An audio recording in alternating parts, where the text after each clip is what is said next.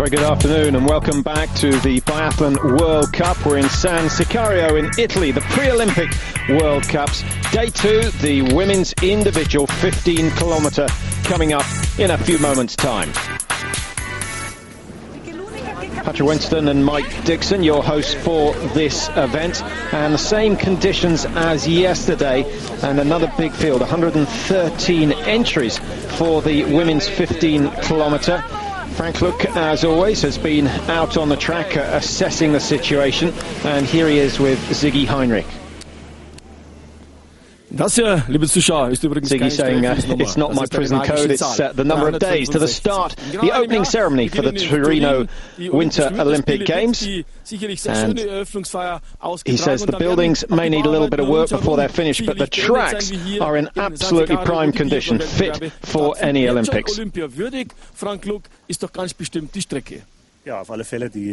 Frank says the track's pretty good, same as yesterday, but starting a little bit later than yesterday. There's no wind at all, and so nothing that can prevent a fair race. So he goes on really saying it's important for all the athletes to get a good result here, not only for their own confidence for this year, but also for the up-and-coming Olympics. So who are the favourites for this women's 15? Olga Pilieva, you can make that out. Sandrine Pay, he also says, is on pretty good form. Just says, let's hope that it's an interesting race and enjoy it. So also hoping for a big crowd today on the tracks, and as you can hear, Jacques Rogge and Silvio Berlusconi, the Italian PM, turning up for the weekend's competition, so that should be a good occasion. So Mike, the first analysis looks just about the same as yesterday. Snow's in good condition, but we are a little later in the day. How will that affect the conditions? It may well be affected as the tail-enders come in for their shooting, because we will lose a little bit of light, but they have had the advantage. The sun was very much coming in from the right when the men zeroed. Wasn't the case for the women. -9 yesterday, +7 today. +7, very warm. Snow is still down at -5. Good chill on the snow. But and we saw a lot of the men yesterday dripping with sweat, which I was surprised to see at -9. But that is because the air temperature is very warm. So, a pretty tough course being set out here. We commented yesterday that the downhills weren't too technical. They're reasonably fast, but it is up and down, a lot of up and down. It's a working course again, and bear in mind, we're at altitude. And the feedback from the men was, well, this is no easy track. It may look easy in profile, but you don't get an opportunity to rest, to recover at all within the race. So many of the big stars racing will go over the absentees in a few minutes' time. But Olga Pilieva, the World Cup leader, is here and is on pretty good form. But it does look as though she's going to have to fight off the up-and-coming young Norwegians and also Sandrine Pay of France, who's going very well indeed.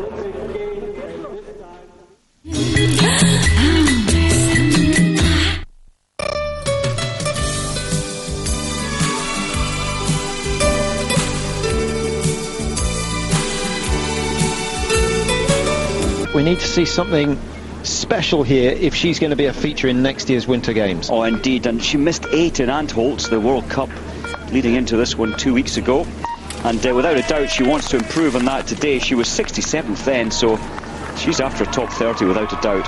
So away we go, 113 starters in all for this women's individual. Still a big field for this time of the year, but that is partly because all the coaches want their athletes to get experience on these Olympic tracks.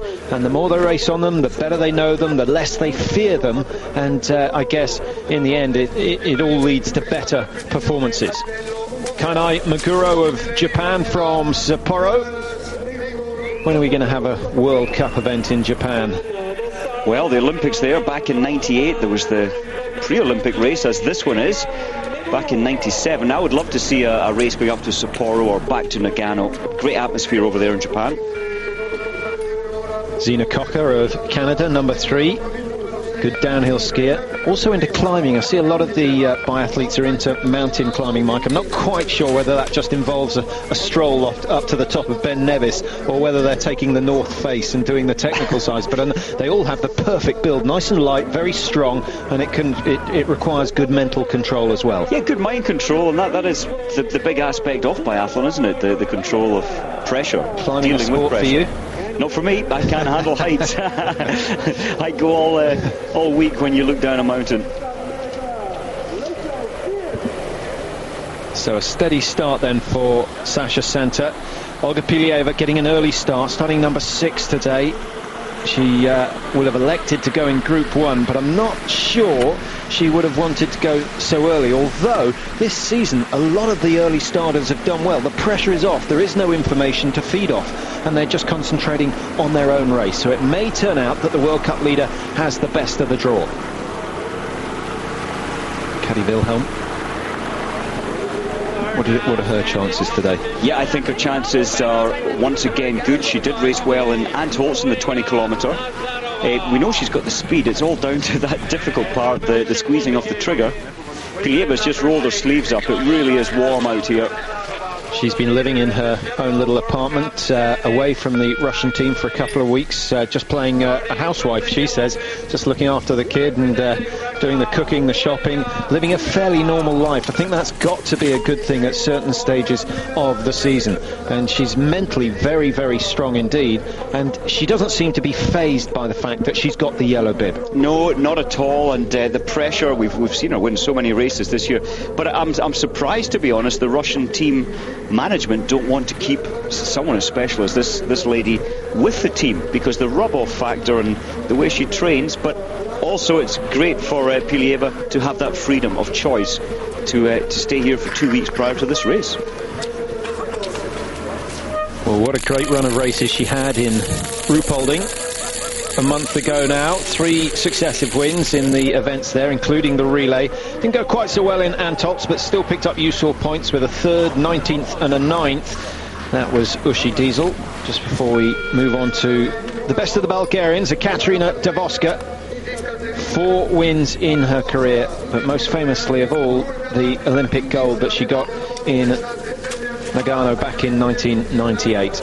And huge potential when it goes right. When it goes right, and it was in this event where Davoska won that gold medal. And that must be in her mind. She can bring herself up into form for the big occasions like the World Championships in 4 weeks' time and the Olympic Games. So she certainly is a real contender. I'm surprised Frank Luck didn't mention, and we just saw in the background there, Liv Greta Poiré as his potential favourite to win today. I've heard she's back, and back on pretty good form. Back on good form ski-wise, but I wouldn't agree with that, because I don't think she's done enough good shooting yet to have built her confidence. One good race here today. If she can hit 18 or 19 out of 20, I'll put some money on her taking a win before the end of the week. But I think, don't you think she needs a little bit of success to build the confidence? Well, remember, she stepped out of Antholz World Cup after a poor Ruhpolding, as we see Pilieva powering up the steep hills. Yeah, so Liv Greta having that break, I think she's got her mind back onto the shooting. She's put her training right, and she's certainly one of my favourites today. Well, we'll see. She starts number 15 today. Olga Zabrilova, also another of the big stars, starting to show her form, put in a win in Antolz, and it was in the individual at altitude over 15 kilometres. Maybe she's feeling super confident today. We'll have to wait and see. Olga Pilieva just working her way round the course. 5 laps to be completed of 3 kilometres. They'll take a little under 9 minutes to complete each leg. Beautiful tracks, has to be said. Considering how little snow they've had, they've done a fantastic job to get a base of 45-50 centimetres of artificial snow, and then obviously topped up with any natural snow that has fallen. But I'm very impressed with what they've managed to do. Indeed, and we see it often on the camera pictures, the water. They've created these big ponds of water to use as a source to make this snow. So regardless of how warm it is, next year at the Olympics there will be snow. Good to see the course as well as the cameras follow Pilieva. Roller coaster, steep climbs, a little bit of recovery, but not much. working on all the parts of the course, trying to get as much speed as possible.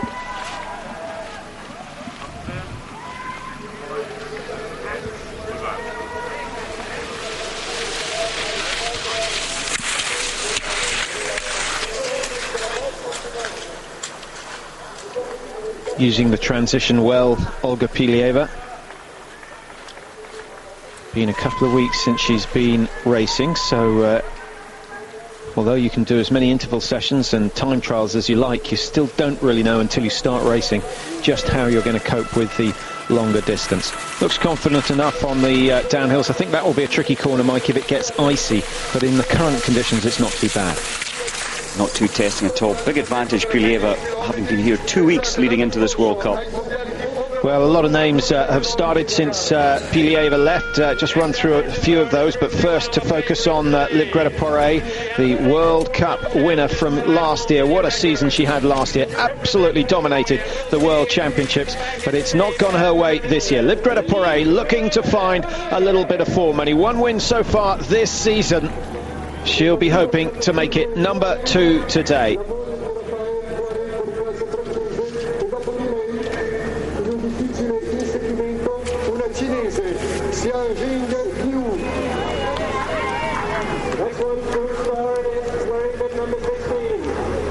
Livgreta Poré heading out of the stadium now. She'll be followed by Xingyang Liu of China, who certainly has got the potential to win. She got so close to a win in the pursuit in Ruhpolding.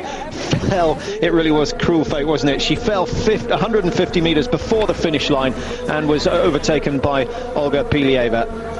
And, well, it would be a fantastic occasion if she could record her first win in these conditions. We had a first-time winner yesterday, Mike, with Mickey Grice. Yeah, Mickey Grice came through to say, or to do as he said he would do this season, take his first victory. He was delighted. He had to go for a walk later in the afternoon just to come to terms with it, to realise that he can win, especially on the Olympic tracks. And he put it all down to his shooting. He hit 20 out of 20. He said he was skiing okay, but it really was the shooting where he just felt very, very confident right the way throughout the race. And he, in the little interview he did later, he said it wasn't a case of nerves on the last shoot. It was just routine. And I guess he's achieved what every biathlete is after. Oh yes, difficult to hit all 20 as Uschi Diesel sets out. Look at the speed. Uschi's still on form by the look of things. 9th in the World Cup standings now. She led earlier in the season, but Diesel, I'm not sure she can win the overall. If she's going to, she's got to notch up 3 or 4 podium finishes in the next 2 weeks to have any chance. She's 124 points adrift of Olga Pilieva, the current leader, and Diesel desperately wants either a World Championship gold or the Crystal Globe. At the moment it looks as though the World Championship gold is the easier of the two tasks. Indeed. Just Uschi Diesel as well, she was saying that her favourite race is this one, the individual 15 kilometre, but we don't often see her shooting that well in this race, but hopefully she'll put that right today. Yeah, the conditions absolutely perfect. You would put your money on the fact that you need to shoot 19 minimum to have a chance of winning today. Well, here's someone who's certainly got a good chance, Tora Berger, the sister of Lars Berger. Taking us a bit of time to work that one out, but we got there eventually. Anyway, Tora's on good form, 15th in the World Cup standings. Now I hear, Mike, she's pretty much assured her place at the World Championships, but Lars, who is a phenomenon in biathlon in the world, is on the verge of being kicked out of the Norwegian team. Very surprised to hear that this morning. Indeed, he has to show his results in the next couple of days, or he won't be going to the World Championships. Unbelievable. I can't believe it. After the success he had in the last World Championships. First to reach the range, Sasha Santa, 4 out of 5. Remember, just no penalty loops in this individual race. A minute added to the time. I think if they had the option, they'd all go for penalty loops. Well, if Saskia compares this to her race in Antholz, she did miss 3 on her first prone shoot, so 2 minutes better today, and that must give her confidence as she heads out on the 3 kilometre loop. It's that Guro tripping over, I think, as she came off her shooting mat. Starting number 23, Kati Wilhelm, in second place in the World Cup standings. 25 points adrift of Pilieva, a chance to take the yellow bib if she gets a win, and Pilieva finishes outside the top 15. But I don't think that's hugely likely. Got her first win for the season in Antolz. So enjoys the altitude, is obviously on reasonably good form. She looks so much stronger in Antolz on that finishing straight. A very exciting finish we had. Absolutely powerful indeed. But when she did the last 20 kilometre in Antolz, she missed 4 targets on her first lying down shoot. And obviously that was a one-off error. The wind was difficult, so I'm sure she'll put that right today. I don't think you can read too much into the results from Antolz, simply because it has those conditions where you can have 3 or 4 minutes with the wind blowing at a force 6, force 7, and then 30 seconds later it's absolutely dead calm, and so there's so much luck involved, which doesn't tend to be the case here. Well, there we are. You can see it's a much less aggressive wind, and it's more guaranteed to stay in the one direction, unlike, as you say, Antolz, which is swirling left and then right. Pilieva, though, she's looking at the flags as she lay down. So Olga Pilieva obviously looking for a clear shoot, but it will give us some indication. Already see the sweat building up. The heat could be a major factor here.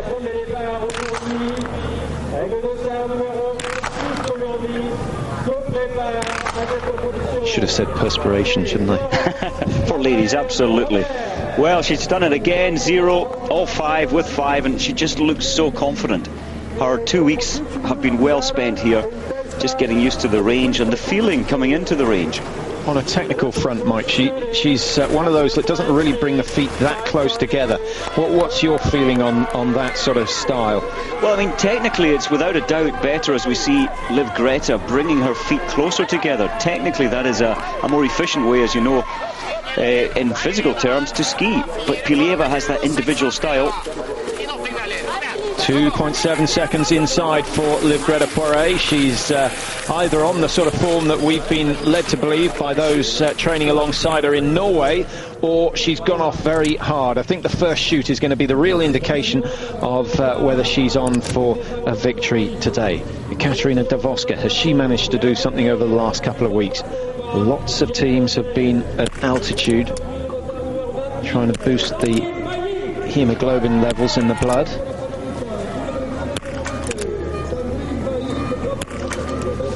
Get a good feeling. Brilliant. They had so many Bulgarian fans watching this and always wanting her to do well. Let's hope she's back in form. Certainly looks confident. Pavlina Filipova also going for Bulgaria a little later on. She starts number 48 today, but Filipova outside the top 20 in the world rankings, but certainly capable of finishing in the top 10 if she has a great day. There you see the bobsleigh facilities in the background. It's going to be a good games, Mike. I'm not sure we're going to have a huge number of Italian fans, maybe for the cross-country and the biathlon, but certainly it's accessible to all the Europeans. So we're going to have a massive Germans and Austrians, and I dare say the Scandinavians will come down in good numbers as well.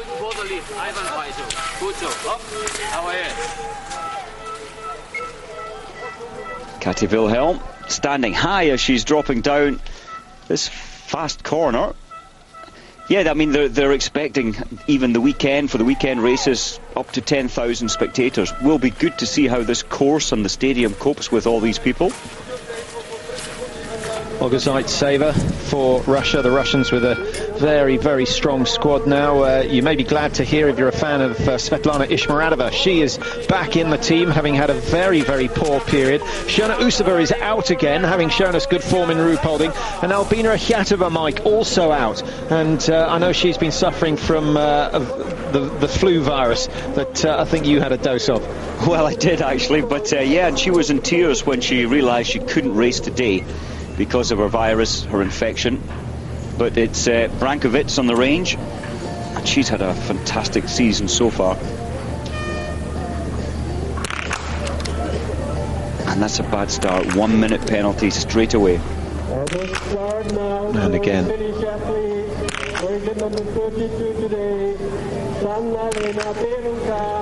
2 podium finishes already this year for Brankovic, but that is not the sort of start you need in the individual. 2 penalties, 2 minutes added, and a long way outside the best. Sledemark goes through for Greenland. Her husband having an excellent race yesterday, finishing in the top 65 positions.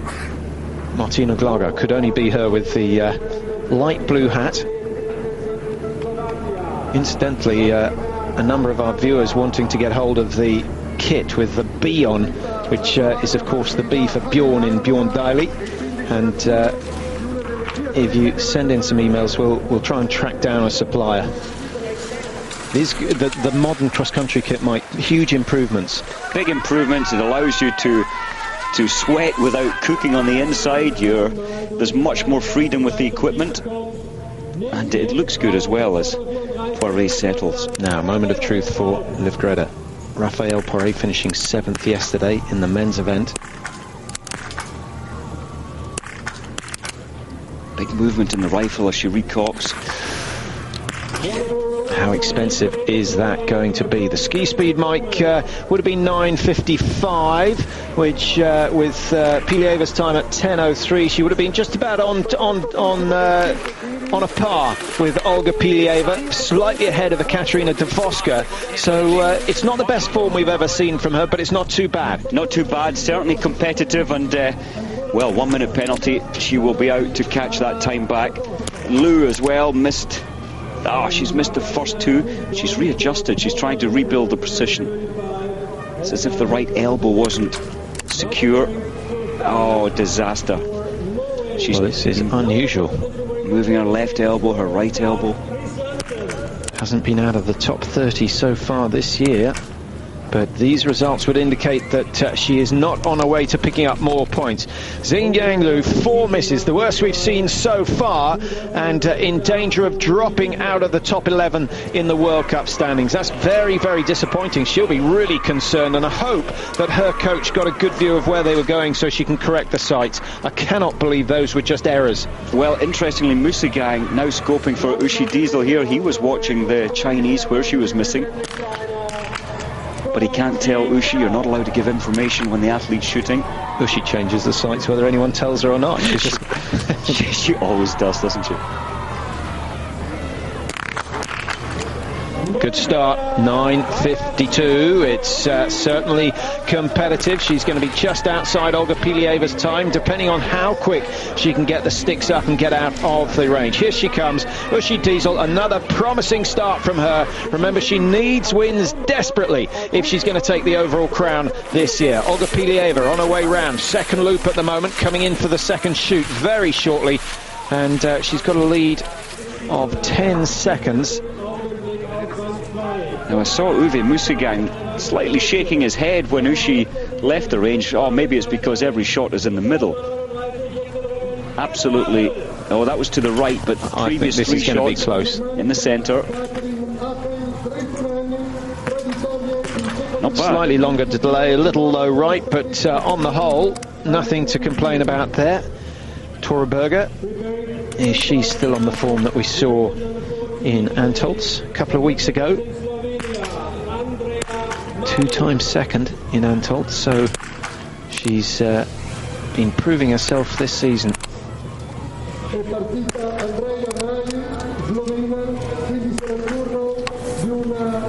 4 out of 5, still in with a chance, but as I think we can still hold by the fact that the winner is likely to hit 19 or 20 today, because the conditions are pretty calm. Pretty calm indeed. Yeah, there were 13 of the men yesterday missed 1 shot, and 4 had the perfect 0. So a rough idea maybe what we can expect in the women. Zubrilova, fantastic. The wind is now beginning to, as the sun begins to drop again, there's little currents of wind spinning around. Didn't affect Zubrilova. And a good time as well. That'll give her confidence. Well, of course, Zabrilova won the last of the individuals in Antolz, but she came 41st in the first individual of the season in Oslo, so a mixed bag of results, but certainly in Oslo she wasn't on form. And she, above all others, when she's skiing well, she shoots well. When she's skiing badly, the shooting is an absolute disaster. It's something that they go hand in hand with her. It's not the case with everyone, but certainly it is with Zabrilova. Now, what about Kati Wilhelm? Fast enough to win. Has she matured enough to take an individual World Cup? It's quite a twist, if you like, in her left wrist. Normally it's better to keep it locked, but that's her style of shooting. Missed one though.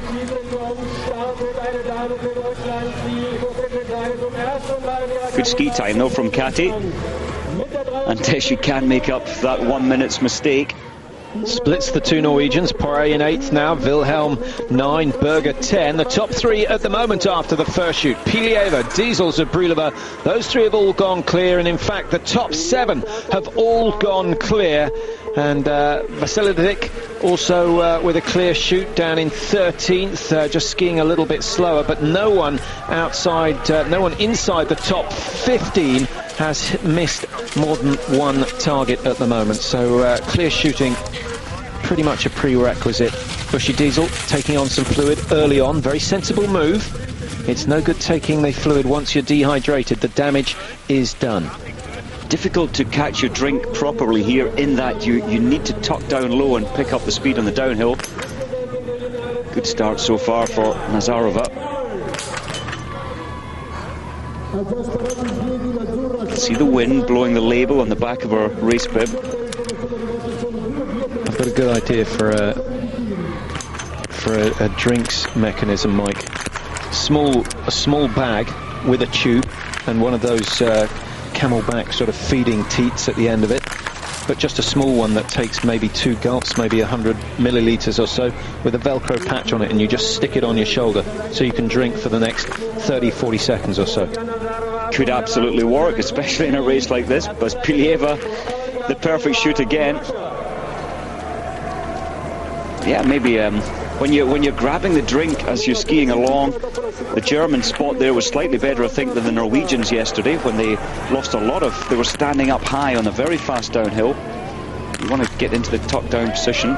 Now, here's someone that Frank Luck thought could take the win here today, Sandrine Bailly. And it looks very good, 9:34. She's skiing fast as well. Olga Pilieva's time is going to go, and Sandrine Bailly is going to set the new pace. 10:03 she's after. She's right up at the top end of the range. 9:42. Astonishing run so far. 21 seconds inside.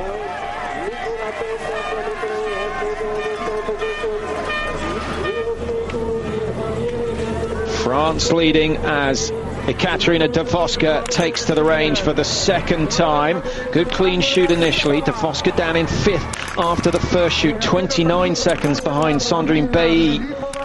But that shoot will put some pressure on the French woman, and of course Olga Pilieva, who's also going well. Davoska 10 out of 10, and she's going to go comfortably ahead of Rachel Steer of America, who's not having a bad run. How many misses for Rachel Steer? 1 miss in the first prone, and clear on the standing. Clear shoot for Glago perhaps today.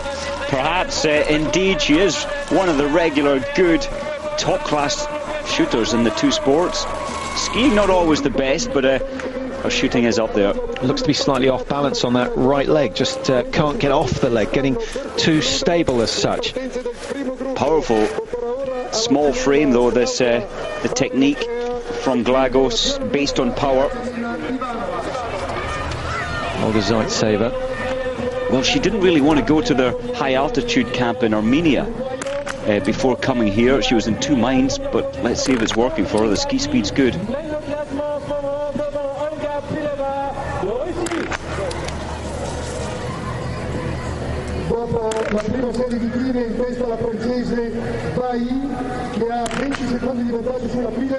Yeah, certainly no harm with the shooting. She took a little longer than Sandrine Bailly, so I don't think the time is an indication of how much slower than the French woman she is.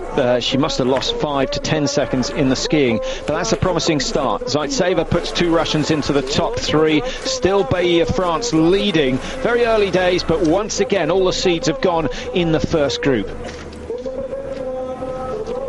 Kari Wilhelm screaming past Ludima of Latvia. I guess we would have understood that. And the Latvian not really making any attempt to get on the back of the German. Is that an indication of ski speed or just the speed that they've hit the top of the hill? I think it's the speed into the top of the hill. You really have to work over the top. Ludima not quite getting as much power over and off the top of the hill. Of course, the Germans are so well coached from a young age to maximise every part of the profile of the course. Glago still seems to be falling away to that right-hand side. Lots of side bend, a little bit of extra flexion more than normal. Now, have you got any exercises, any suggestions for people who are starting skiing? Keeping the hips steady and stable is one of the hardest things.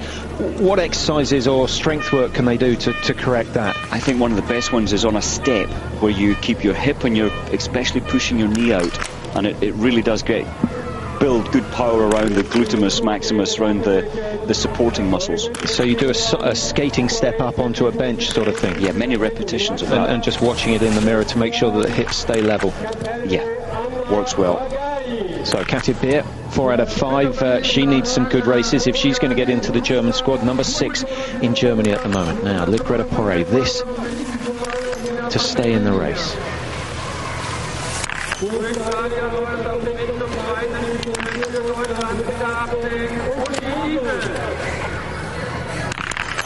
Change in rhythm for the last shot, but she gets it down. 9 out of 10 for Poiré. The time is reasonably good. 20:24 is Davoska's time. Pilieva still leading with 20:15. And Poiré's going to be almost a minute outside, Mike. It looks as though she's relying on the Bulgarian and the Russian missing targets in the latter stages of this race. But it is so much better than we saw before Antolz. It is. You could see how hard she was breathing. She was gasping for air, and that's an indication that she has been working now on her shooting. She's able to control that. Some weeks ago she was just trying to snatch them, trying to release the round without too much thought. More control today, without a doubt. Well, there's the spectators. Good to see them.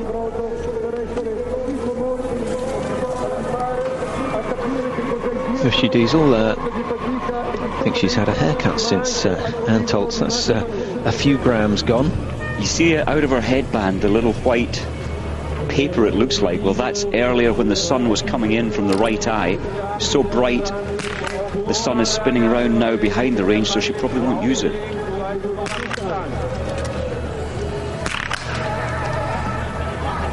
Another young and strong Norwegian athlete preparing to start at the moment, wearing the 58 today.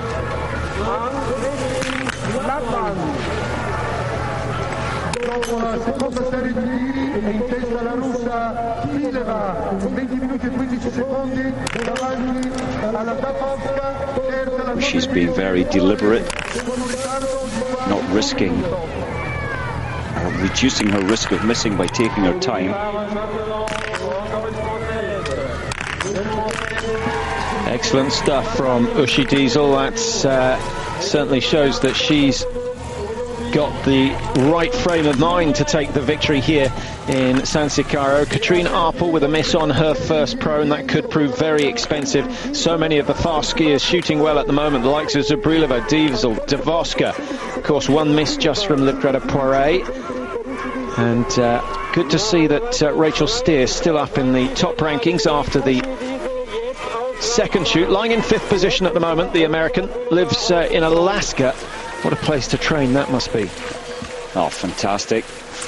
And Rachel Steer has often shown us that she can shoot so well in the 15-kilometre. Davoska's skis are certainly gliding a lot slower than Martina Glago. And that's a pity. When you've a top-class engine, a top-class athlete, and the skis aren't gliding certainly as well as your main contenders, it makes life difficult for you. Davoska can just hold Glago on the outside of that turn. That will certainly annoy the German. She should have put a little bit more effort in to get in front before that big long uphill corner. Zabrilova with her first mistake. Ski time is good though. So 4 out of 5 for Zabrilova on a level par with Liv-Greta Poiré.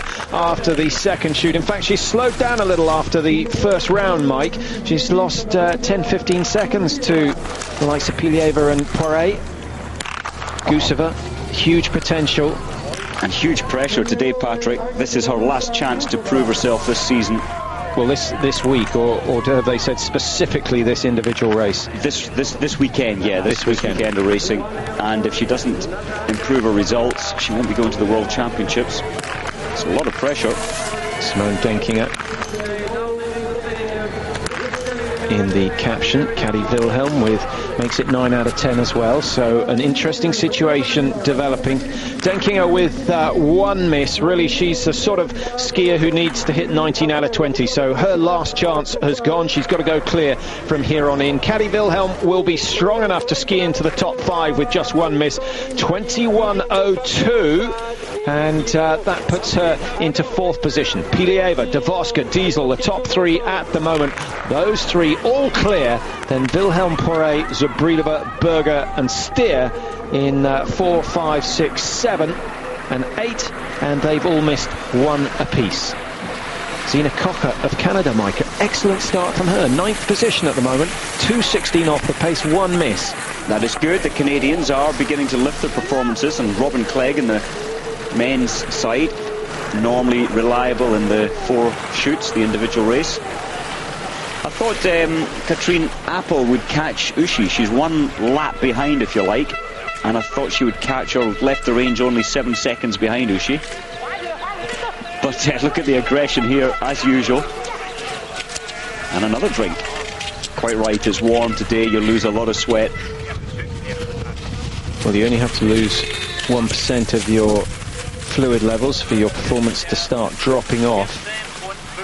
And it's not only the current race, it's all about recovery later. Eating and drinking during a longer race, essential. And then, of course, after a race like this, the sooner they get the food into the body, the better. What a time from Sandrine Bailly. She's shooting fast as well.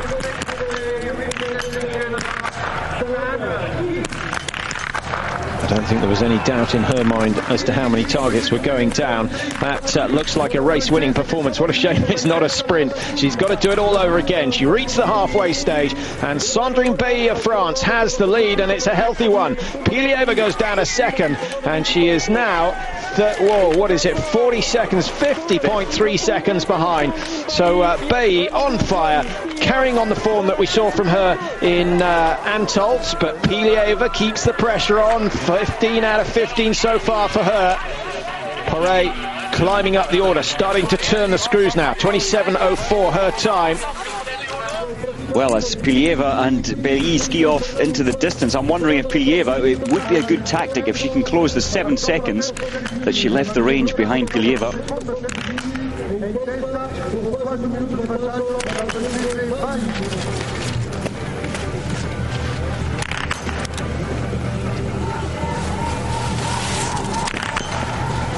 Fantastic to see 0-0 from the Slovakian, Mihokova. They've always been, not always, but the last 2-3 seasons, the Slovakians have certainly improved their shooting, and all credit to them, because it's not easy. Still some way behind on the skiing.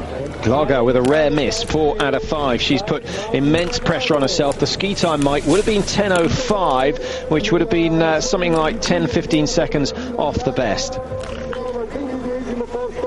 Well, Martina will be annoyed that she let that last shot go. Just possibly a lapse in concentration. Davoska, well done, the Bulgarian.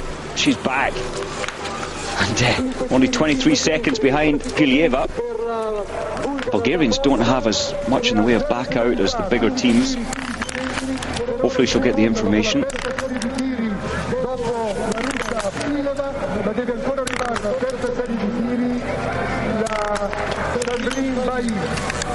So Zaitseva makes her first mistake, and that could be very expensive, but the Russians will keep a keen eye on Olga Pilieva, who's still going well. 15 out of 15 for her.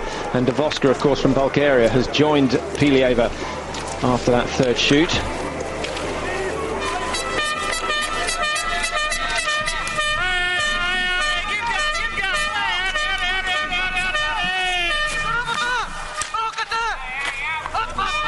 Uwe Mussigang back on the range. We saw him out on the tracks yesterday during the men's event, just clearing a drink off the track. I think he's going to reuse that bottle. There was an awful lot of drink in it.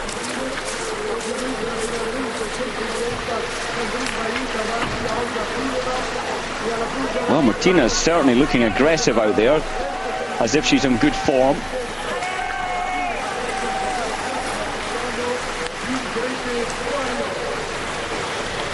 Two of the French women side by side. Number 66, Sandra Keith of Canada. But look at the speed of Sandrine Bay. She really is going very nicely. Looked effortless when she came in for the first two shoots, and she's clear at the moment. Anna Begali, first shoot. Late start number for Begali.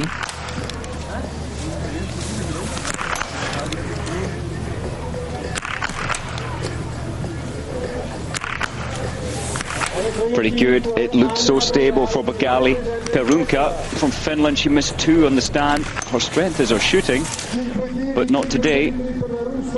And the ski time respectable for Begali. She hasn't raced since the 14th of January, so to be within 21 seconds of Sandrine Bay, I think she'll be delighted with that. Certainly the Russians looking strong as a squad, Mike, must be favourites surely to take the World Championship relay. With the likes of Pilieva, Begali, Shona Usova, Ishmaratova, Zaitseva, the list just goes on and on and on. And also bringing new and young biathletes in as well. The coaches are been pretty intelligent to give these young biathletes an opportunity. Big moment for Liv-Greta Poiré.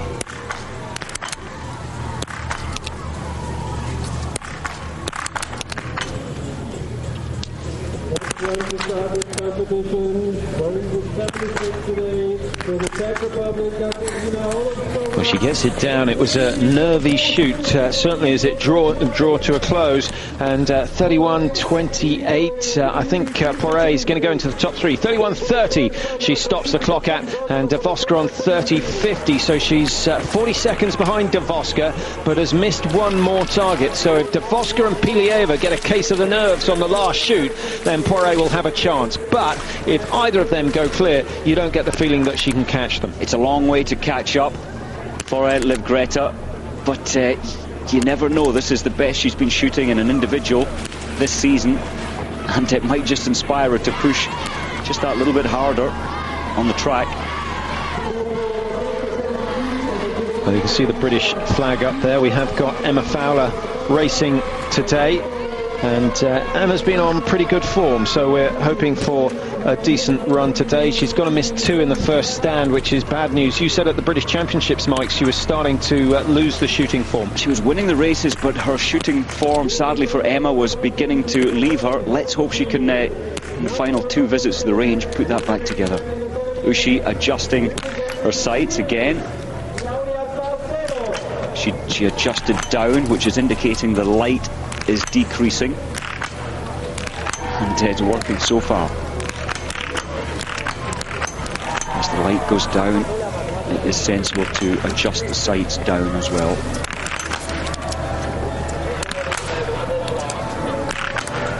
Well, she's been taking her time, but this is pushing it a little bit too far. Seconds proving expensive. She gets the targets, avoids any penalties. 15 out of 15 for Diesel, but as you can see, she's some way off the pace set by Pilieva, and we know that Sandrine Bay is moving even quicker. So Diesel just going for a top 5, I suspect, with this sort of a performance. 19.9 off Pilieva. She's got to have saved something. She's capable of pulling back 15 seconds or so on the last loop. That's where she really fires in, just like Sven Fischer. That's Ushi Diesel's strength, and I think this is Liv-Greta's strength today as well. She's taking it steady, focusing on the shooting, but I think she's ready to unleash more skiing power out on the tracks. You get that impression that she is climbing this steep hill. Steep is a bit of an understatement. It's almost a cliff. It's reminiscent of the big climb in Ruhpolding that's really cruel when you hit it in the last and the penultimate lap. And if it makes it look as though Poiré is struggling a little, you know just how steep it is. Indeed, it certainly does. There's Guseva, the top caption. She has to perform well this weekend of racing. to stay in the Russian team. That's a lot of pressure to cope with, but she clears 5 out of 5. Another mistake from Elena Zabrilova. It's not going to be a winning day for the Belarus athlete.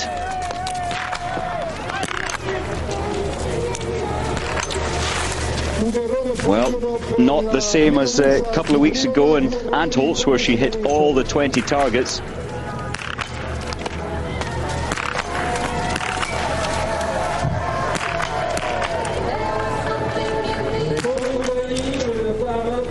Now, Cassie Wilhelm skiing very well, but 2 mistakes. So I'm afraid she is out of the shake-up for a top 3, but certainly a chance of getting in the top 10. It's all about picking up points. Remember, Wilhelm lying in 2nd place in the World Cup standings at the moment. She's 25 points adrift of Olga Pilieva, and with Pilieva clear at the moment, it looks as though the Russian could extend her lead today. Sandrine Bailly in 3rd place with 442 points. Pilieva on 484, so 42 points between those two. And Bailly really has to get the win to start clawing back that difference. Bailly out in the track is in form. Good chance to see Olofsson. Why do you think she started so late? I don't know why she was put so far down. Possibly with the sun and the temperature now beginning to drop, the track, our coaching staff maybe think, well, it's going to speed up as the sun leaves the track. And they will have checked that out in the previous days. Of course, it's just coming up to 3:15 local time in San Sicario. So, as Mike says, the temperature's starting to drop. It's a question of how fast it happens and how much moisture there is in the snow on the tracks at the moment, because that will freeze. The track will get a slightly glazed effect, and it should be a little quicker later on. Katrine Apple has caught onto the back of the skis of her teammate Ushi, but it's 1 lap behind. Here is Sandrine Bailly now. Can she join Pilieva and Diesel? 15 out of 15. Look at her ski time, Patrick. That's amazing ski form. And the shooting isn't too bad either. This is one of the outstanding performances of the year so far. Sandrine Bailly keeps a clean sheet, and she's just got 1 shoot to go. She's pretty much got it in the bag now. Can Pilieva put pressure? Pilieva, top right hand corner of the screen. I think there's a miss there, Mike. That second shot has gone. Yes, she has thrown one wide. So advantage switches even more to Sandrine Bailly. Pilieva is quick, but she may find she loses out to Diesel, de Voska, and possibly even Liv Greta Poiré as well.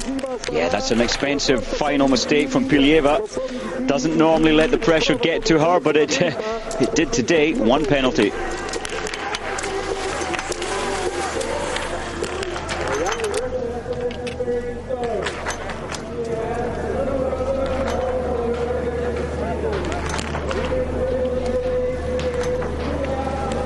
So the second shot, this should be the one that goes wide for Pilieva. Unless we've missed it. No, we've missed it. Well, the last 2 were very central hits. Disciplined herself again to make sure they were central. Look at the speed of Sandrine Bailly. This is amazing ski form. Lifting that left leg so far up into the hill. You need power and fitness to do that. Well, that's the sort of form that we saw at the beginning of last year from Sandrine Bailly, but it didn't last forever, about a month. So I wonder whether she's just got it right for the World Championships. But with the World Championships being later than normal, I'm a little concerned that Bailly's going to start dropping off again. Martina Glago clears the first 5 of her standing. Now, de Voska. Oh, she's made the same mistake as Pilieva. Got the last 4. Will be so frustrated missing the first shot. First and the last are the hard shots. Her breathing wasn't quite under control for that first squeeze of the trigger, and it went wide. And she'll be thinking tonight, what if I had hit that target? Now, Mike, when you zero, by the time you've sorted the zero out, the barrel is fairly warm from repetitive shooting. In racing, the 8-9 minutes of skiing around the track is long enough for the barrel to cool off. How much does that affect the first shot? Only in extremely cold conditions, as Zaitseva misses another target. Yeah, it doesn't really affect it. The target as you say, there is an element of heating up as the lead fires out at almost 600 miles an hour, but doesn't really make a big impact. Condensation can build up in the barrel. That is a bigger factor. 7.8 second deficit for Uschi Diesel, but she's now in a very strong position. 2 shoots completed, and both or 2 of her 3 rivals have missed targets, so Diesel has a chance now. 15 out of 15 so far, coming round towards the final shoot. She knows that, or she will know by the time she comes in, that Pilieva has missed. She'll also know that Davoska has missed. Sabina Buchholz, Anna Begali at the top of your screen.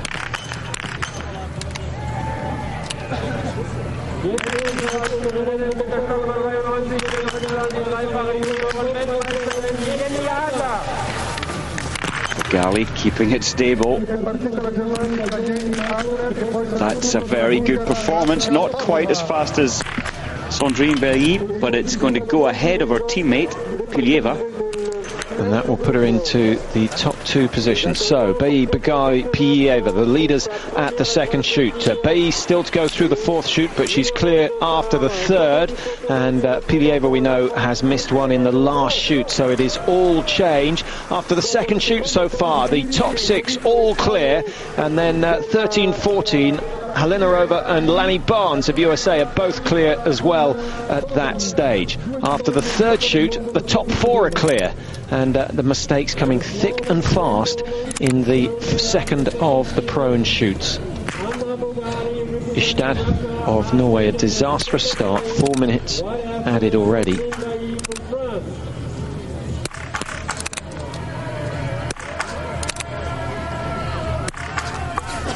Not often you get to see a wedding ring when they're competing. It's not indeed. Or was that an engagement ring? That's her wedding ring, and she hardly ever wears gloves, certainly not today when it's so warm. Now, a big moment for Liv Greta.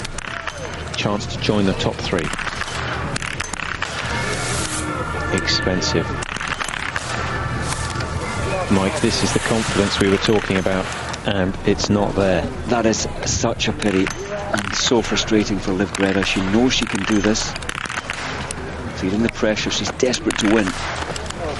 Oh, now that is an absolute disaster. The ski form is good, we've seen that. Perhaps not the fastest, no one's on the same sort of form as Sandrine Bailly, but for Poiré to throw 3 wide on the last shoot is an absolute nightmare for her.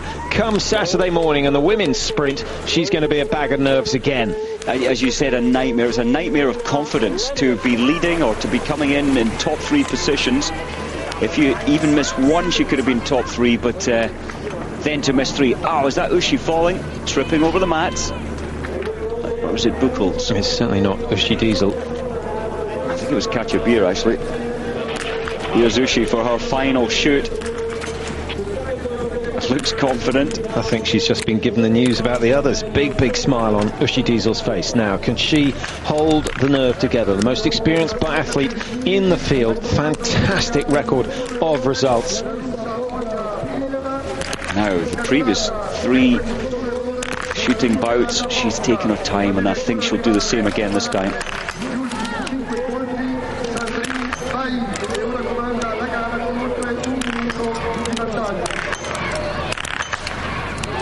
Very deliberate, even the recocking mechanism, she's doing that slowly. Oh, she's missed her first target. And her next miss. So 2 go wide for Uschi Diesel, and the pressure just mounting and mounting, and there's only 1 woman left now who can complete the clear shoot, certainly of the top skiers, and that is Sandrine Bailly. 15 out of 15 for the Frenchwoman so far. Diesel won't threaten her, Poiré won't threaten her, Pilieva won't threaten her, and it's just going to be a question. I think, in fact, that Sandrine Bailly now has the luxury of being able to hit 3 and still have a chance. If she hits 4, she's almost certainly got the race in the bag. Yes, unbelievable lead after the 3rd shoot. Uschi Diesel shaking her head in disgust, disbelief. Yes, Sandrine Bailey after the third shoot was 1:07 ahead of anybody, and that'll probably multiply to 1:27 by the time she comes in, the way she's skiing. With a chance of chasing it down. So if she hits 3, she's still got a chance of catching this woman, Olga Pilieva, who's now heading towards the finish. Certainly turned up the pace, a little more dynamism in the style now. What a day for Canada and Zina Kocher. She's in 4th place after the last shoot. Just 2 misses for Kocher, so the surprise really is the fact that she's skiing just 7 or 8 seconds slower than Olga Pilieva.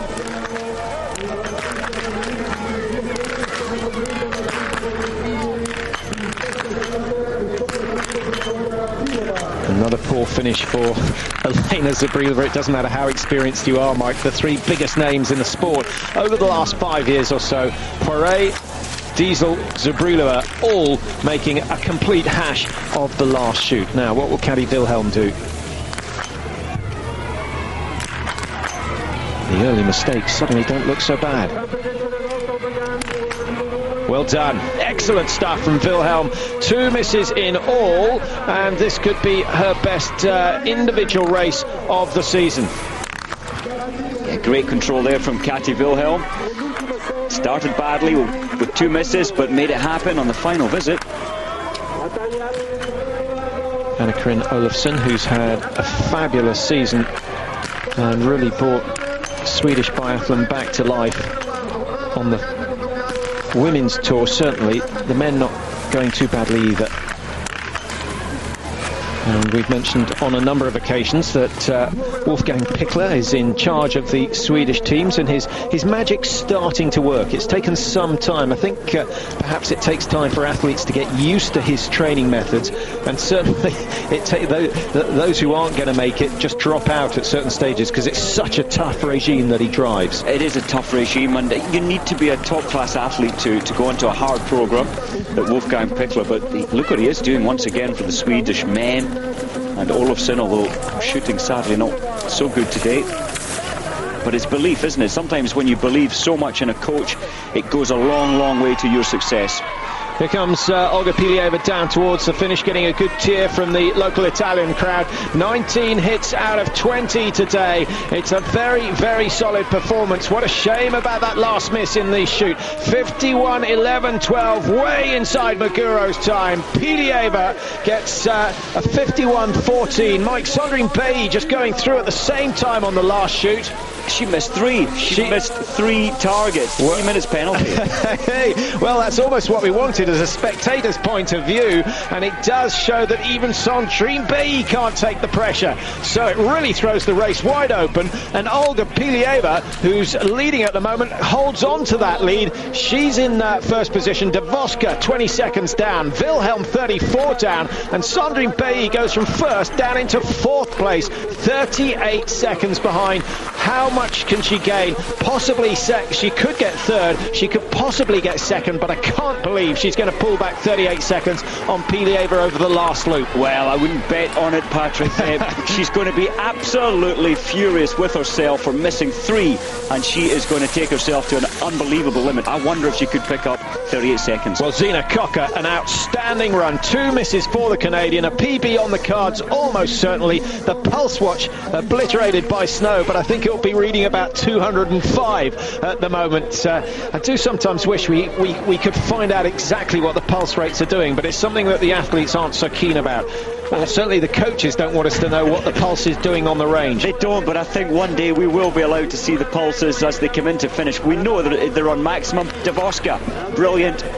51-14 for Pilieva. Davoska's outside that, but she's gone into 2nd, and that mistake on the last shoot suddenly doesn't look so bad after all. 30 seconds behind Pilieva is Russia leading, Bulgaria in 2nd, and Davoska may just have done enough to hold on to that. Sandrine Bailly on the charge, heading for the finish now, but three mistakes on that last shoot. Outstanding, or unbelievable stuff really, because she looks so confident in the early stages of the race. But what an effect the pressure, the situation leading by so much makes to your performance, especially the last shoot. Efremova putting it together well.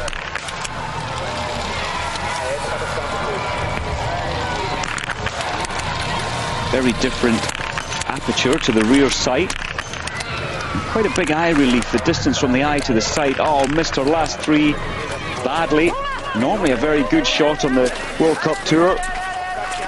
Now Poiré has got to dig deep. Here's someone who also missed three on the last shoot, Uschi Diesel. Well, it doesn't matter what she does on the range, she will push hard. Lying in 5th position after that 4th shoot, 1:15 off the lead. I think she's got too much to do to catch Sandrine Bailly. 2 misses in all for Diesel today. Both of those coming in the final shoot. Look at that, her chin gets closer and closer to the ground. It's never the most elegant of skiing from Diesel, but you just have to sit back and admire the work rate that she's prepared to put in. 4 misses for Zaitseva, 2:44 down. It's a good ski. It's a good ski, but again, a great shot like Zaitseva missing 2 targets in the 2 out of 5 in the final shoot. Uschi's taken 14 seconds off Pilieva's ski time with a further, 1 kilometre to go. But it's a climb back up to the finish area, so that plays into Diesel's advantage, but I think the gap too big between the last of the split times. We'll try and keep an eye on that because Sandrine Bailly will be coming through in a minute.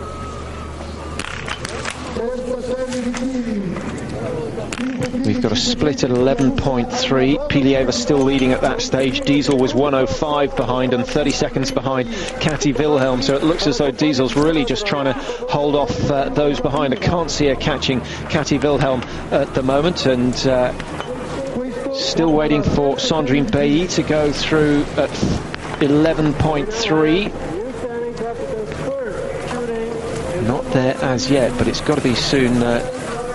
She's on her last lap, remember, Sandrine. So 14.3 the next split time for Sandrine Bailly.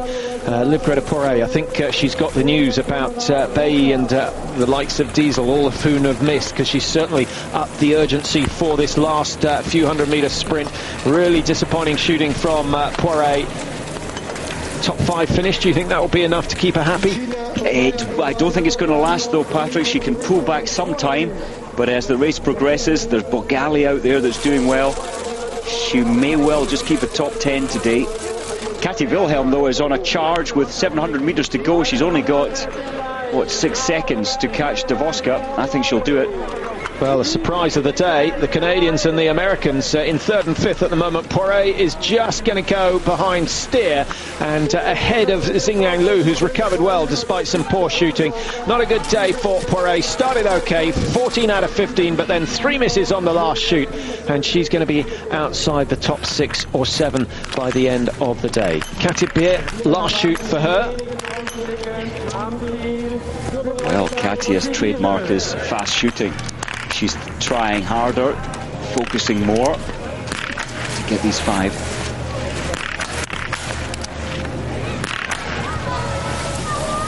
Now, complete break of position after missing, rebuilding the position. Well done. Just starting to tire on that 3rd shoot with a slightly slower shoot, just suddenly finding that there's not enough oxygen in the body to hold the position.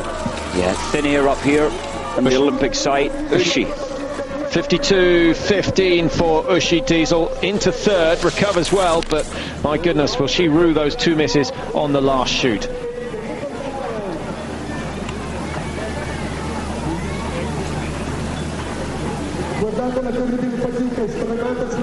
So Olga Pilieva still leading in the finish area. Uschi Diesel has failed to overtake her. So has Ekaterina Davoska. Sandrine Bailly, who led for so much of the race, 35 seconds down at the moment. And she was 37 at 14.3. So she's got a lot of work to do. And I don't think it's going to happen, Mike. But there is a chance, still a slim chance, that she'll be able to catch Kati Wilhelm. There's that bottle getting passed back. Katrina Appel. Not a nice score sheet. wouldn't be too bad for golf, but for biathlon, 1-2-1 is not so impressive. 5 misses in all for Katrine Apel, and I don't think she's going to make an impression on the top 3. That could be expensive in terms of a relay place at the World Championships, and I guess we'll see that on Sunday, whether Katrine gets picked for the German team. Indeed, there's so much to fight for. There's pressure from all angles. You have to make the relay team, you have to make the World Championships team, and that's why we've seen so many athletes tripping up on the last 5 shots. Tora Berger heading home now. 3 misses in all for Berger, and a top 10 finish very much on the cards as she comes in. Cocker's time of 54.34 has survived. In fact, it hasn't survived. She's going to be inside that. So the Canadian gets pushed down to 5th position, and Tora Berger with another great finish. She's in 4th at the moment. Zabrilova pushes Cocker down yet another place. Berger survives. Kati Wilhelm comes in 51.36, goes into 2nd. Great finish by Kati Wilhelm. Good shooting on the day, just 2 misses.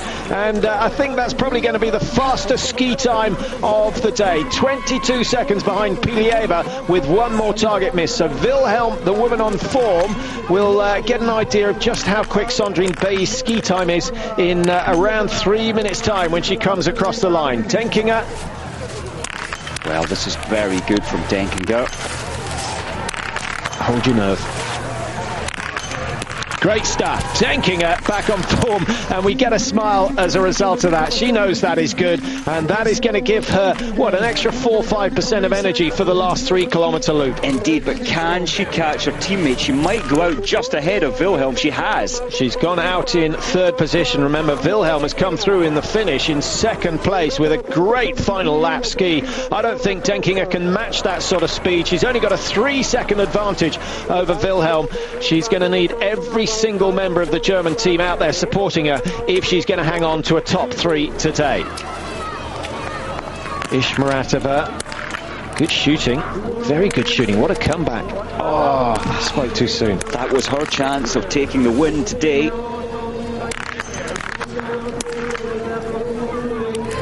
Is it ever going to happen? So many times in 2nd place. Ishmaratova, very good form early season, faded away mid-December, and we haven't seen much of her since. Here comes Bay. What an effort it was in the early stages. 3 misses costing her dear. 51.46, and she's down in 4th position. Mike making no ground at all on the last loop. I think being somewhat deflated by those 3 minutes added to her time. Well, what a pace and intensity. She hit the first 4 laps of 3 kilometres. I think Bailey ran out of steam. She pushed so hard, and she really pushed hard on the final 3 kilometres, but didn't make the impression she had earlier on. Tired, very tired.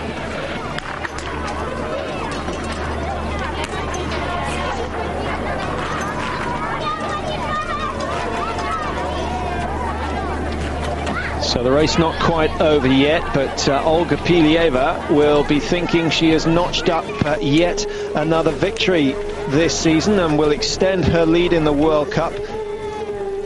4 wins so far this year. I don't think she would be able to believe her luck, because she must have known that Sandrine Bay was going well, and when she finished she will have seen the score on the score sheet saying that she was a couple of minutes ahead, despite the fact that she'd hit the same number of targets. And then suddenly Bay throws 3 wide, and she ends up 32 seconds down, so 1.5 minutes quicker than Pilieva over the snow, which I think makes her just a fraction quicker than Kati Wilhelm. Yes, it does indeed. But I think it was a great move for Pilieva. She wasn't happy to go to Armenia and up to high altitude. She's come here, she's relaxed, did miss 1 target, and so far it's looking very good for another victory.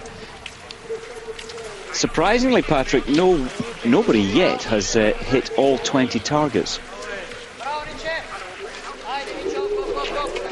And just 2 on 19.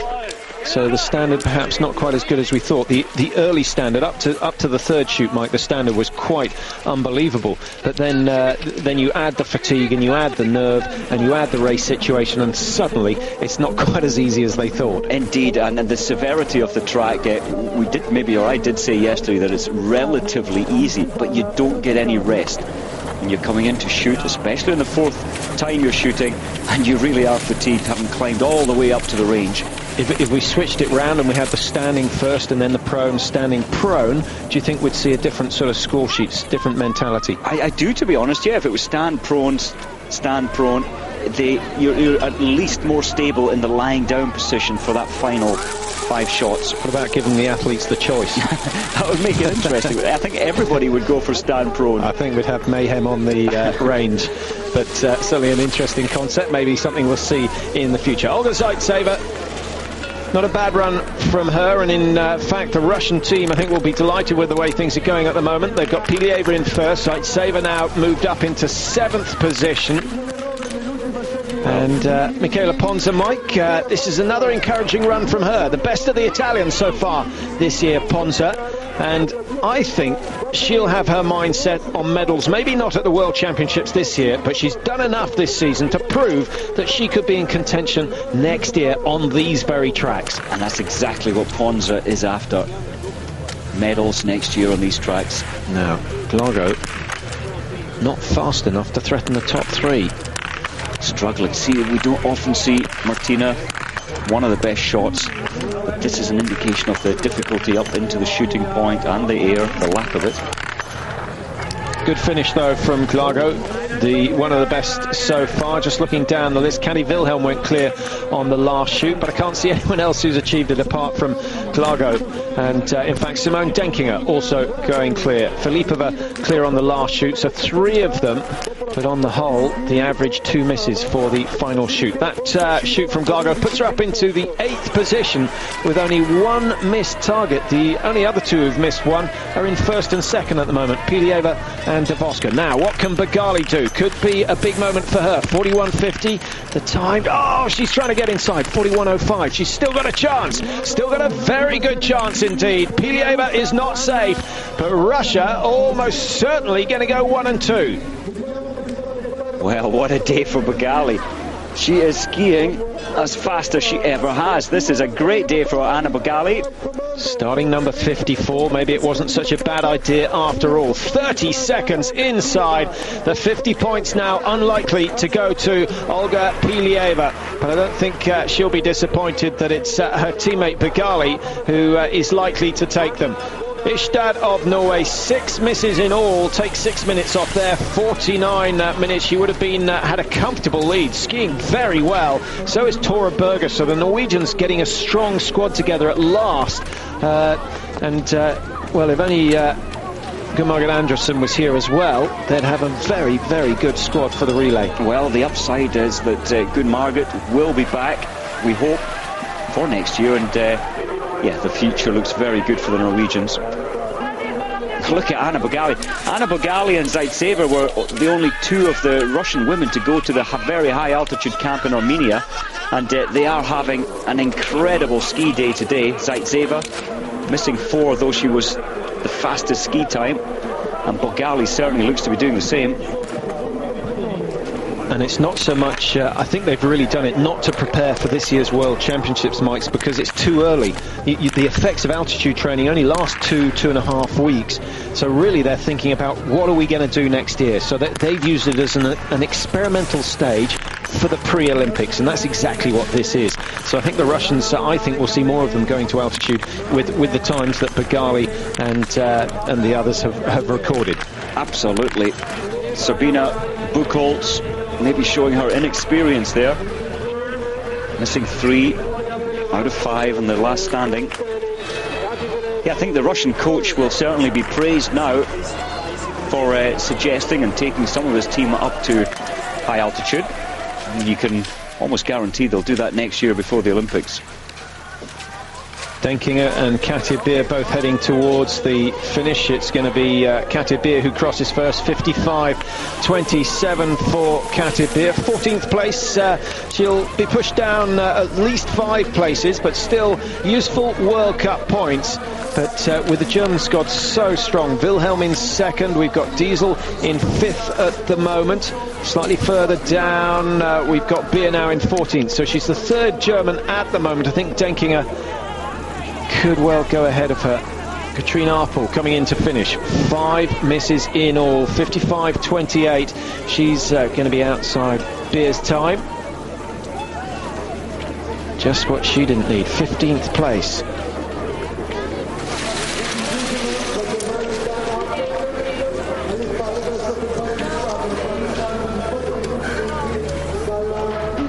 Simone Denkinger looking tired as she heads towards the finish. A good shooting score from Denkinger. Missed one shot in the first pro and the same result in the first standing, but has been clean since then. Look at the times, Patrick. With 700 metres to go, she has only 0.3 of a second ahead of her teammate Wilhelm. 700 metres to go. Well, she's fighting well. She's only had a margin of 3 seconds at the start, so she's held that much for 1.5 kilometres, Mike. In fact, 2.5 kilometres, because she's only got 700 metres, as you say. And I think we'll probably see the order change. But if Denkinger's got good skis and can just use the upper body strength that she's got so much of, then she may just hold on to a podium finish. That's what she's after. Into the straight now, just fractions of a second. 51.36 has gone. Wilhelm's finish was absolutely blistering. De Vosker's going to be beaten in 4th place, so Denkinger goes 3rd, De Vosker down a 4th, and that was a superb finish from Simone Denkinger, and it all came from that last shoot where she took her time and boosted her confidence, and she came out of the range like an absolute rocket. So she goes 3rd, Wilhelm 2nd, Pilieva still hanging on to 1st place, but for how long? We still have Anna Begali out on the course. Guseva, Mike, do you think she's done enough to gain selection? 19th place at the moment? It might just be enough for the coaches to think, well, it's respectable, it's inside the World Cup points, but when you've got so many of the Russian team performing so well, I don't know. You can't keep testing your athletes. Do you think she'll go for a transfer? How much will that cost the British team? Well, excuse me. Certainly Guseva's going to be good in the future. Lost confidence this year, and that's a great performance again for Ishmaratova. Up into 6th at the moment for Ishmaratova. 48 seconds down off the pace, 2 misses, so skiing just a fraction. In fact, 12 seconds faster than Olga Pilieva, so Ishmaratova is on great form as well. Anna-Karin Olofsson, don't tell us that her run of good form has come to an end. Good shoot to boost morale.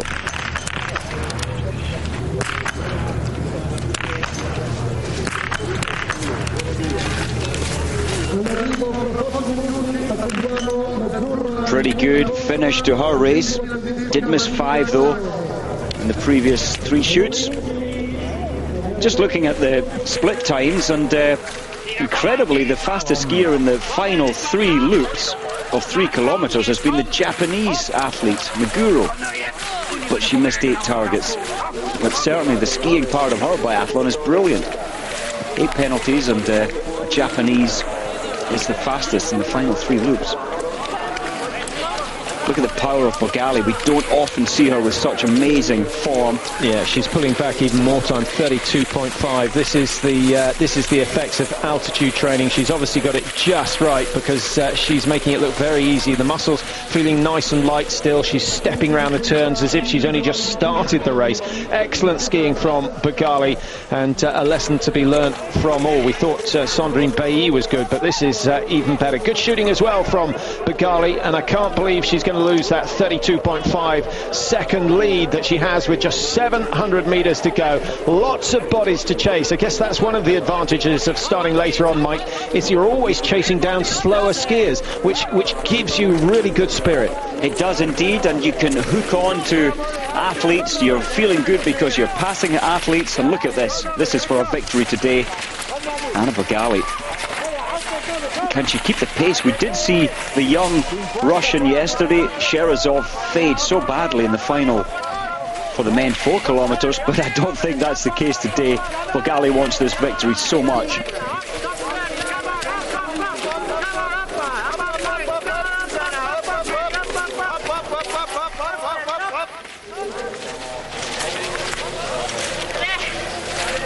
Olga Pilieva's time now looking in danger. 51.14 for Pilieva. Begali 30 seconds or so inside that at the last of the split points. The crowd sensing that this is something special from the woman from Murmansk. just 25, so still got another 3 or 4 years at the top of her game, but only in her 5th season now, and she's been getting better and better each year. 24th in 2003, she was 5th in the World Cup standings last year, but this is the first real sign of brilliance we've seen from Anna Bagali so far this year. 2 wins to her name prior to this season, one of those coming in the individual up at altitude in Antolt, so maybe this is just what she wants, and she'll be delighted that the Olympics are being held here next year. So maybe worth an early bet. Just get some money on Bagali, probably to take medals. It's a tough ask to take the gold, especially when all the women are going to be aiming for their peak performance. And looking through the performances this year of some of the athletes, Mike, if you draw a graph of their performances, there's a rise and a fall, and the rise tends to last between 3 and 4 weeks. Is that how you experienced it? Indeed, yeah, it's hard to keep absolute top form. I mean, we see in the men's competition, Bjorn Dahlen, Ole Einar Bjorn Dahlen, holding great form, but he is unusual. I would agree, 3 or 4 weeks at your absolute peak, and then you drop down a little bit. Doesn't have to drop that far, as Glago is coming in for a good performance. Not quite, her ski speed has dropped off. Remember, she won the first individual up in Oslo the 2nd week of December, and that's an indication that her form has dropped off. Or that everyone else's has come up. Possibly. Bit of both, I suspect. Bit of both in there. Now, has Bagali done enough? I think she has. 51.14 she's after. She's well inside that. It's been a great effort over the last 3 kilometres.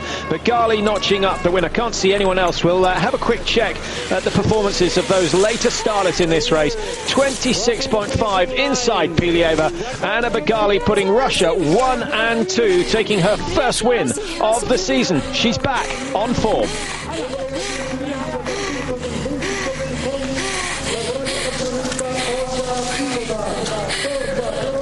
Well, so happy, Bagali.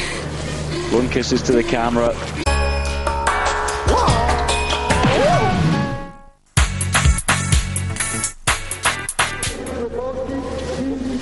Welcome back to San Sicario. A good finish from Ivanova, coming in 15th. So those who are in the World Cup points at the moment aren't safe. Here's Jenny Adler of Germany, the junior world champion from Otmerion last year in the individual and the pursuit. So a name to watch out for in the future. A bit of a nervous start from Adler today. 2 misses in that early prone, but she's got herself into the top 30, and if she can go clear again on the final shoot, then Adler may well finish in the top 15 today. That would be an outstanding performance, and certainly one that Uwe Musikang would take notice of.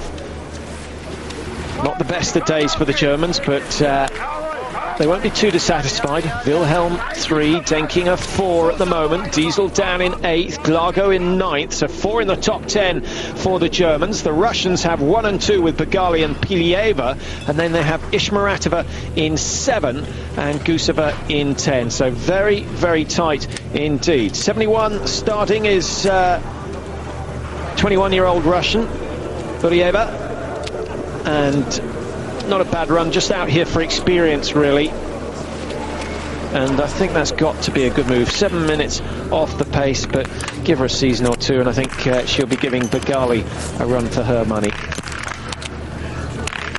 And Anko, shame that miss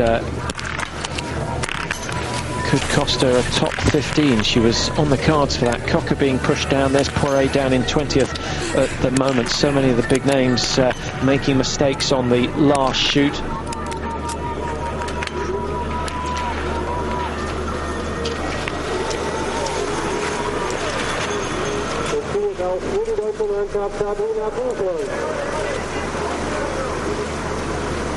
So no change in the top positions at the moment. Just going back to the 3rd shoot, looking for some of the later starters who've made an impression. We saw Michaela Ponza go through. In fact, number 64, Kochecha of Romania, has had an astonishing run. She's clear after the first 3 shoots and up in the top 12 at the moment. So we'll try and keep an eye out for her. No one else outside the top 60 features in the top 20. Grigorin to make it 19 out of 20 and record a very respectable time. World Cup points possibly for the first time this year.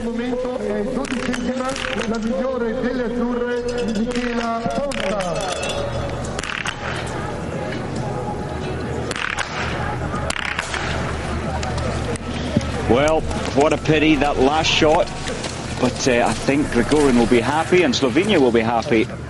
Oh, just outside the World Cup points. She needs to ski this 3 kilometres faster than she's ever skied before just to get World Cup points. 33rd.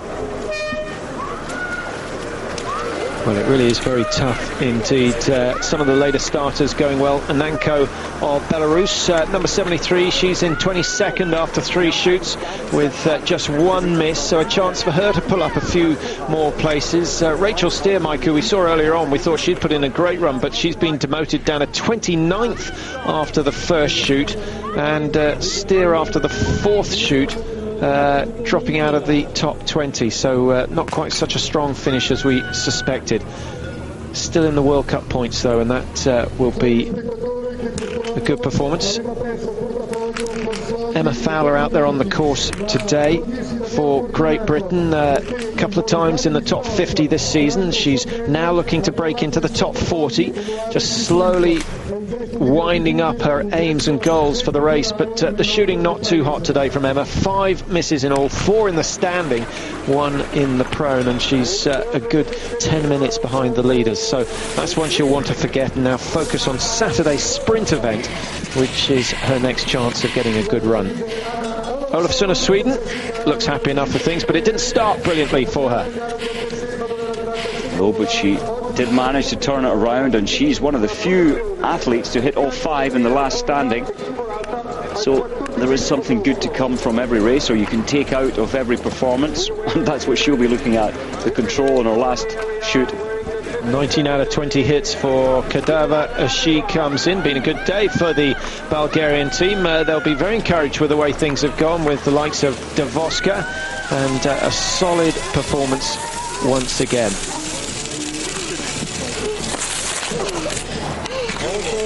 Total fatigue. Your legs just hardly support you when you cross the line. That's 15 punishing kilometres. Energy zapping.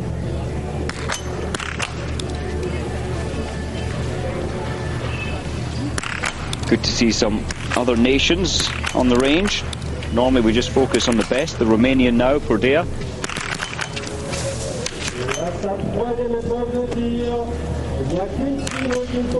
And a big development in the Romanian camp, trying to bring in the juniors, give them race experience. And a big experience that is for a 22-year-old. So we see her heading out. Another 3 kilometres.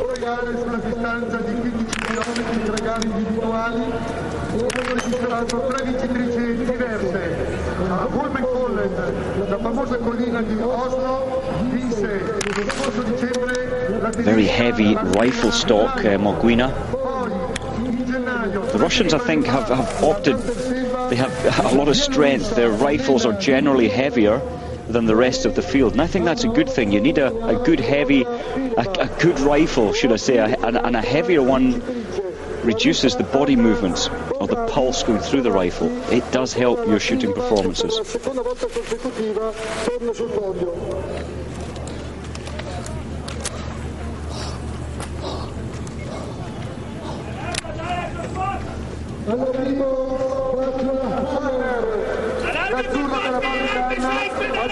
Katja Haller of Italy just coming in now with her score. She'll want to forget the shooting. The skiing 101, 10:53 behind with 7 misses in all. So 3 minutes or so off the ski pace. There you see Emma Fowler down in 54th position at the moment. Now Sylvie Beccard back from injury, that second prone.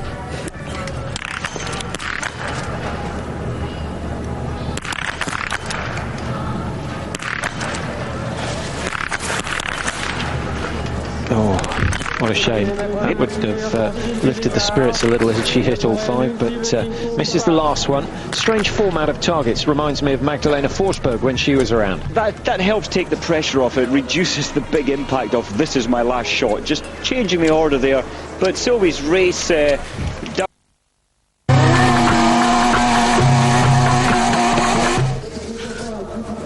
Welcome back to the closing stages of the women's individual. I'm afraid you've missed most of the excitement if you've just joined us, but an excellent race, and the Russians coming out on top today with superb runs from Begali and Pilieva. They're 1 and 2 in the finish area at the moment. 41.20 the winning time, or we suspect what is going to be the winning time from Anna Begali. 19 hits, so a ski time of 40.20. Pilieva in second, Voskra Bulgaria, her best run of the season, in third, and Simone Denkinger, Mike, fourth again. She's just missed out. Maybe pushed down 1 or 2 places. I don't think so. But Denkinger is one of those who just doesn't seem to be able to take that step onto the podium. It's strange. She went out after the final shoot in third place and just dropped down into 4th. She will be disappointed.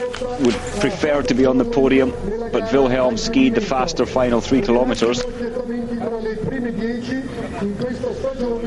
Grishva and Guidon, the 2 main Polish competitors, both usually very good with the rifle. Just looking at the top 20, we've got an American in there, and Rachel Steer. We have Sweden, Canada, Zina Kocher, 17th. 2 Bulgarians, Filipova, and of course Voska, and 1 Italian. So Ponza did manage to place 14th. She knows she can do better than that because her shooting can be better. She missed 2 targets. And 2 of the Belarus athletes, Ivanova and Zubrilova, one behind the other, 15th and 16th position.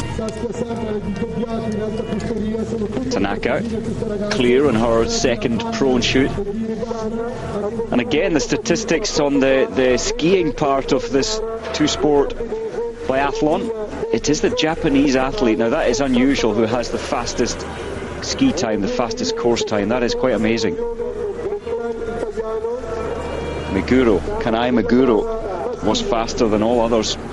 Olofsson second. That's on the last lap. It's on the last 3 laps, and her average overall is the best. The average over the whole lot is the best. Absolutely. So Meguro, someone we need to watch out for. Now, what can the junior world champion do? Jenny Adler. Oh, it really was a very promising run up to this stage. But don't forget that so many of the big names have done exactly the same. Diesel missing on the last shoot, Poiré missing on the last shoot, and Sandrine Bailly critically missing 3 on the last shoot, going from first down into her current position at the finish of 6th. So it has cost her 6 places. She almost had it in the bag. We'd almost given her the gold medal for today, but proving once again that that last standing shoot is a real hurdle. Well, this young lady is going to be one of the big names. As you said, she's junior world champion. Missed her 2 shots there. She seemed to rush it just a little bit too much. But the future is bright for Adler.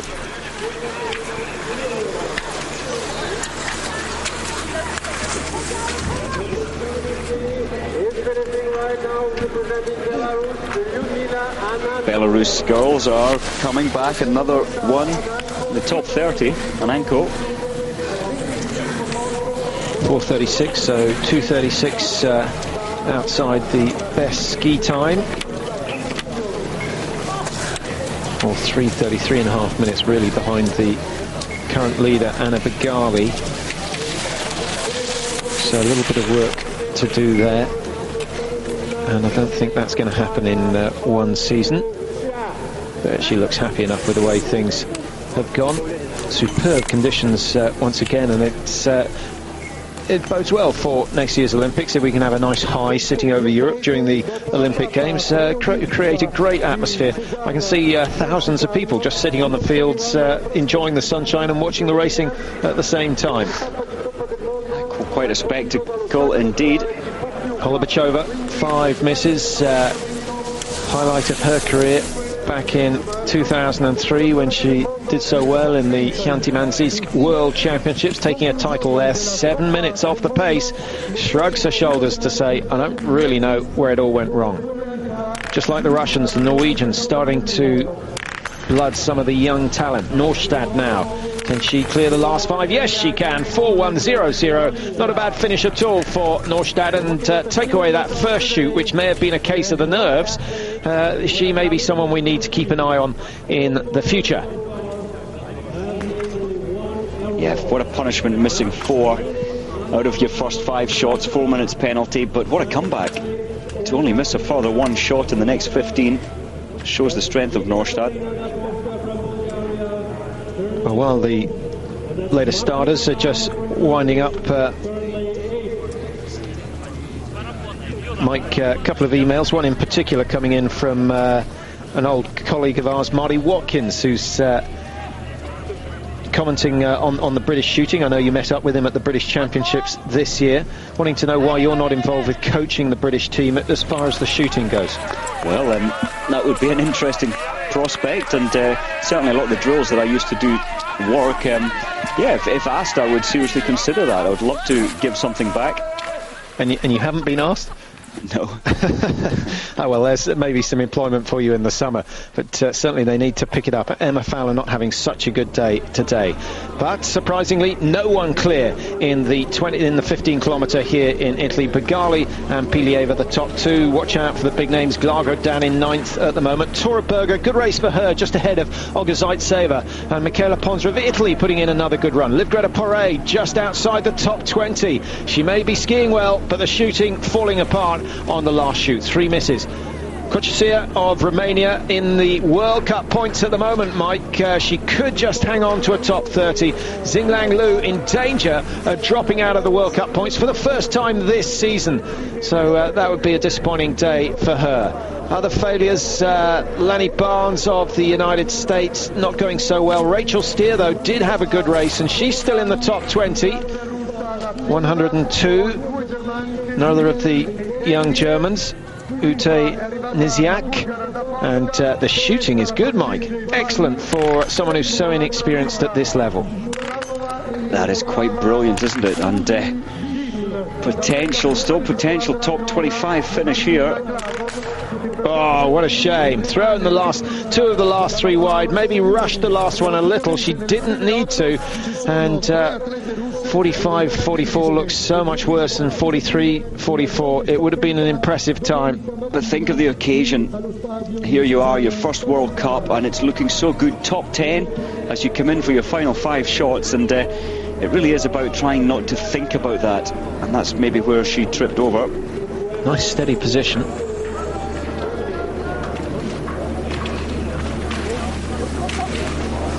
Certainly the arm cuff looks to be very tight to hold it in position. Any preference on that? A lot of people do like the arm cuff, especially in the pro, and it holds you, it supports the rifle. If you have it too tight, you really do feel the pulse coming through your left arm. Many athletes do like it tight. I certainly didn't like it too tight when I was racing. Tight but not over tight, so you could get your finger in between your arm and the cuff.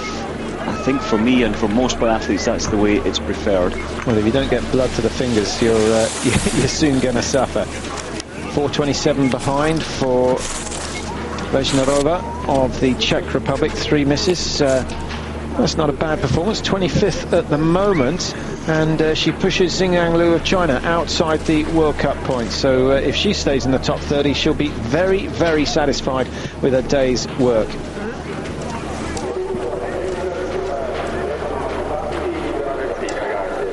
Looking down the list of late starters, Martine Albert of Canada, Mike, not been on brilliant form so far. Starting number 99 today. Still waiting to see her best, because in past years she has been the best of the Canadians.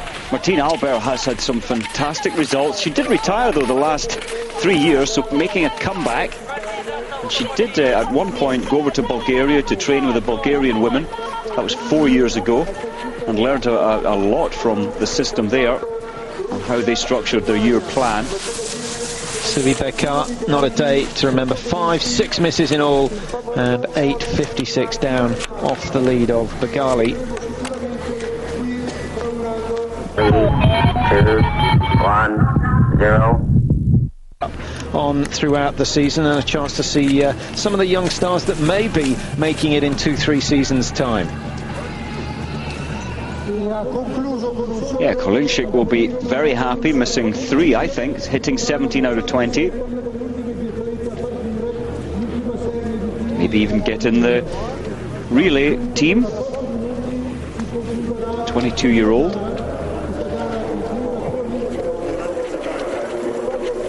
What's your impression of the Olympic tracks so far? Yeah, very impressed. The tracks have stood the test of the 113 athletes out there. Of course, using this same loop all the time. Now, that's with the big depth of snow, mostly man-made snow that's down here. And we can guarantee, regardless of the temperature, the show will go on next year. Very little natural snow around this area. In fact, it just seems to be the little corner of the Alps here that hasn't picked up on the snow. It's been snowing so much over in Ruhpolding and Antholz. All depends on the wind direction as to whether it drops on these slopes or not. They've got enough, obviously, to hold these races, but it's going to be an expensive process to ensure that they have the tracks in prime condition for next year's Olympic Games. As far as dress rehearsals go, everything seems to have run fairly smoothly. We haven't had any technical problems with the targets, and no real complaints from the athletes about the tracks, just saying they're tough. Very tough indeed, that's the main reading. Were some complaints last night at the team captains meeting, mainly from the bigger teams, if you like, who are accommodated at a lower altitude. The poorer teams are up at 2,000 metres, which is doesn't help your recovery after the races here.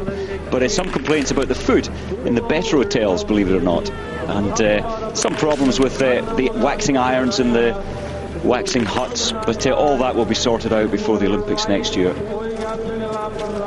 A new venue, there's always going to be some issues, some areas where it can be improved on. But surely all the top teams bring their own food anyway. So many of the teams have their own chefs to prepare the food that they always eat. And that stands to reason that you're going to perform better on food that you and your people have been brought up with for generations. Yeah, possibly, but it's such a big operation to carry such a backup. Not every team can afford to do that. A couple of haggis for you then. Give us some haggis.